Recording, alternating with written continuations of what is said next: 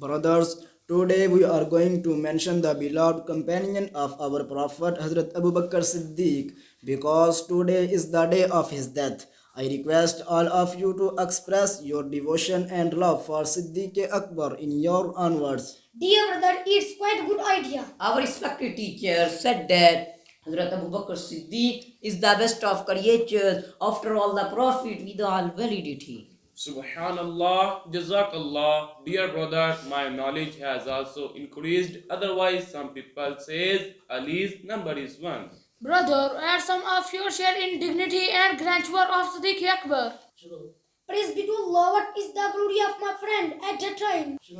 When the Prophet ﷺ asked why Abu Bakr have left the house, he said, I have left Allah and His Messenger for the family.